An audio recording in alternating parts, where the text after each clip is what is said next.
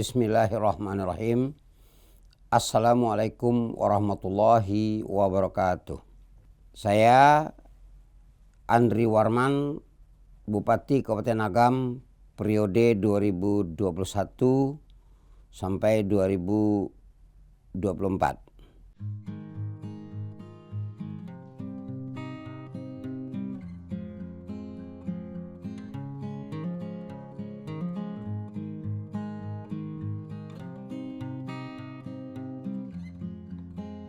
Mungkin kita tahu persis bahwa di Agam itu sangat luas.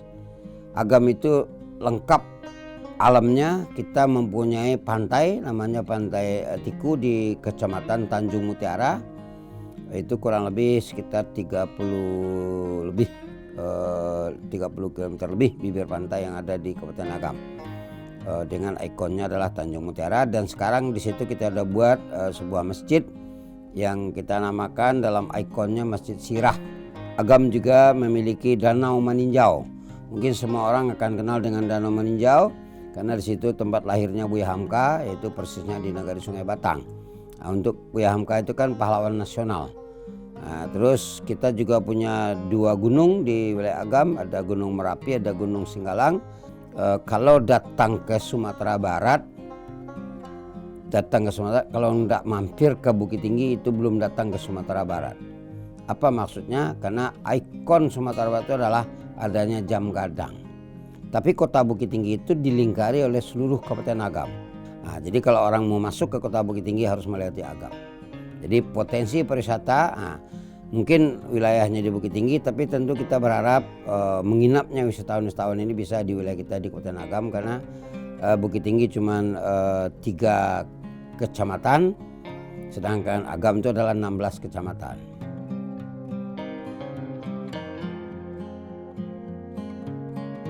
Salah satunya program unggulan yang kita buat adalah bagaimana peningkatan sumber daya manusia yang ada di Kabupaten Agam, dan juga bagaimana pariwisata di Kabupaten Agam meningkat. Yaitu kalau untuk SDM kita memberikan bantuan beasiswa kepada putra-putri Kabupaten Agam yang tamat SLTA untuk kuliah di perguruan tinggi dengan ada beberapa kriteria. Kriteria pertama adalah dia harus pintar dulu. Kriteria kedua, keluarga yang kurang mampu. Kriteria yang ketiga adalah kalau bisa dia keluarga anak yatim atau piatu atau anak ditinggal bapak atau ditinggal ibu. Dan itu sudah kita laksanakan. Sekarang sudah berjalan 3 tahun, 2021, 2022, dan 2023. Dan untuk yang tahun 2024 ini sedang dalam proses karena anak-anak SLTA tamat dalam bulan Juni dan Juli ini. Dan mereka mungkin akan masuk di bulan kuliah nanti di bulan Agustus September. Proses sedang kita jalankan dalam peningkatan sumber daya manusia. Begitu juga untuk ASN, kita data dan kita usahakan ASN ini kalau bisa guru-guru terutama untuk mengambil program S2. Kita sudah melakukan ada sekitar 15 perguruan tinggi yang sudah kita tanda tangani MOU untuk melanjutkan pendidikan khususnya di Sumatera Barat, dan juga di Jakarta kita sudah MOU dengan Universitas Indonesia. Kita juga sudah kerjasama dengan ITL Trisakti untuk tenaga-tenaga yang sesuai dengan bidangnya. Jadi alhamdulillah ini sudah berjalan. Begitu juga untuk perangkat-perangkat nagari, kita akan mencoba juga untuk meningkatkan kemampuan SDM dari perangkat nagari tersebut. Nah, selain itu kita juga melihat potensi alam di Agam itu cukup baik dalam tanda kutip, karena kita daerah pegunungan dari atas dan juga sampai ke bawah. Kita sekarang juga sedang membuat di PDAM kita Tirta Antokan, yaitu air mineral dalam kemasan. Karena kita melihat sampai hari ini kota Bukit Tinggi air PDAM-nya berasal dari Kabupaten Agam. Jadi Agam yang mensuplai airnya itu dari Nagari Sungai Tanang. Jadi kita akan buat PDAM, jadi ada kita insya Allah sekarang masih terbentur dengan perizinan. Kalau nanti udah clear itu kita buat namanya kalau istilah saya itu Agam Water. Jadi orang Pemda Agam itu nanti ke depan kalau minum air kemasan itu kita giring ke itu, dan itu nanti akan dikelola oleh bumnak-bumnak yang ada di nagari-nagari di Kabupaten Agam. Karena nagari di Kabupaten Agam itu sekarang ada 92 nagari. Kalau di Jakarta itu kelurahan, kalau di Jawa itu adalah desa. Nah, jadi nanti di kantor-kantor wali negara itulah tempat marketingnya air mineral dalam kemasan ini yang bermerek Agam Water.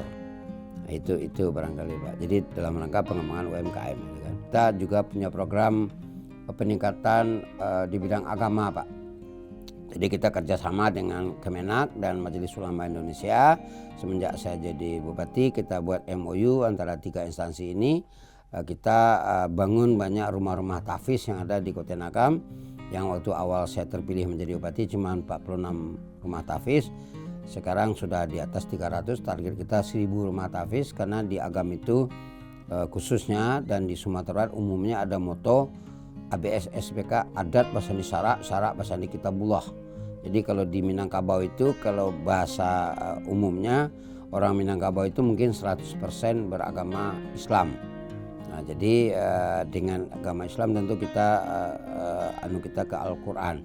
Jadi dengan banyak rumah tahfiz tentu ini satu peningkatan di bidang agama. Dan setelah kita bangun rumah tahfiz tersebut, kita udah 2 tahun terakhir ini mengadakan lomba MHQ antar rumah tahfiz se-Kota Nagam tahun 2023 dengan 3 kelompok penghafal 3 juz, 5 juz dan 7 juz putra putri, dan itu dapat 6 orang juaranya. Dan alhamdulillah kita berangkatkan umroh ke Tanah Suci,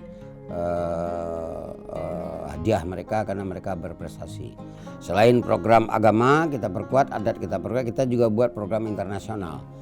Saya kebetulan karena seorang akademisi dosen di Trisakti Jakarta, anak saya 3 orang waktu saya masih tinggal di Jakarta, saya hadirkan atau saya suruh belajar bahasa Inggris di Pare Kediri. Karena di Pare Kediri itu ada kampung Inggris.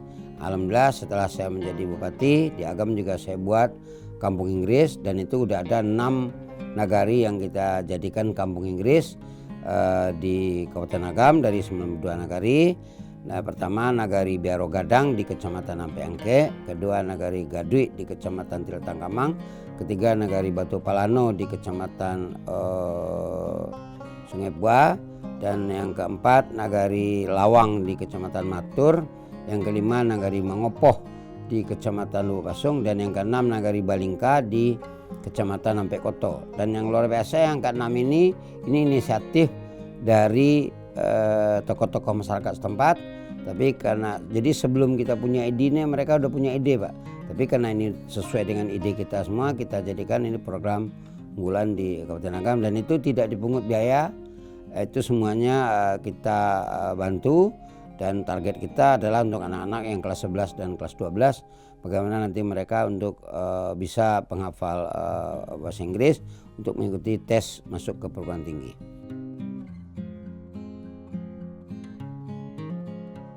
Kita alhamdulillah 30 tahun ibu kota Kabupaten Agam pindah ke Lubasung. Di era saya kita sudah mendapatkan 3 penghargaan di bidang lingkungan hidup. Yang pertama kita dapat penghargaan Adipura 2 tahun berturut-turut, tahun 2022 2023 kita dapat Adipura. Itu baru pertama kali sejarahnya di Kabupaten Agam kita dapat Adipura. Dan kemarin kita dapat Kalpataru, itu dari Kecamatan Lubasung, Nagari Lubasung, dan mungkin daerahnya itu Sibung. Jadi artinya apa? Itu suatu kehormatan bagi kami selaku kepala daerah. Ini pertama kali dalam sejarah kita mendapatkan piala Adipura yang langsung diserahkan oleh Ibu Siti Nurpaya pada waktu itu. Dan juga ada prestasi-prestasi lain. Anugerah Desa Wisata kita juga ada berapa kali mendapatkan penghargaan, dan sekarang kita di Indonesia ada Nagari Pagadih. Nagari Pagadih itu di Kecamatan Palupuh, jauh dari pusat kota, juga masuk nominasi 50 besar daerah tujuan wisata atau ADWI istilahnya, yang insya Allah dalam bulan Juli ini akan dikunjungi oleh Bapak Menteri Pariwisata kita Bapak Sandiaga Uno. Jadi artinya apa? Artinya dengan alam kita yang begitu luas, kita tentu selain SDM tadi, pariwisata ini adalah merupakan suatu hal yang akan kita kembangkan di Kabupaten Agam. Tantangan kita yang nggak terberat sekarang ini Pak, karena dengan adanya bencana Gunung Merapi ini, itu adalah masalah infrastruktur jalan yang ada. Kalau kita sebut dari Padang Lua sampai Mangopo itu jalan di bawah tanggung jawab pemerintah Provinsi Sumatera Barat, tapi wilayahnya di Kabupaten Agam. Jadi dalam hal jalan ini kita udah berapa kali mengusulkan kepada Pemda Provinsi, baik secara lisan maupun secara tertulis, tapi sudah ada progres dari pemerintah provinsi, tapi belum bisa maksimal karena memang seperti apa yang sampaikan tadi, kami dengan Gubernur Sumatera Barat itu beda 1 hari cuma dilantik. Beliau 25 Februari, saya 26 Februari, jadi waktu sangat terbatas ya, seperti yang paling sampai tadi, COVID-19 dan lain, anggaran agak terbatas. Tetapi dengan adanya musibah Gunung Merapi sekarang, semua jalan yang ada dari Padang menuju Bukit Tinggi itu tidak bisa lagi lewat Lembah Anai, semuanya harus lewat Melala. Ini tambah parah infrastruktur yang ada di Kota Agam, terutama dari Simpang Melala sampai ke Padang Lua. Nah, tapi kita udah bersurat berapa kali dan insya Allah sebentar lagi kalau jalan yang Lembah Anai ini udah selesai diperbaiki, karena itu informasi yang saya dapat dari Dinas PU Sumatera Barat, insya Allah bulan Juli ini bisa tuntas. Nah, mungkin jalan yang dari Padang Lua sampai Simala ini akan dirapikan lagi oleh pemerintah provinsi. Itu Pak anunya. Jadi yang kedua, infrastruktur yang ada di internal kita di Kota Agam, seperti apa yang sampaikan tadi, dengan terbatasnya anggaran yang ada, kita belum bisa maksimal membenahi infrastruktur yang ada di Kota Agam. Tapi kita tentu akan berusaha semaksimal mungkin bagaimana anggaran ini bisa kita dapatkan, baik bantuan dari pemerintah pusat, pemerintah provinsi dan juga dari pemerintah Kota Agam sendiri. Jadi memang kita akui kita agak terkendala dengan pembenahan infrastruktur.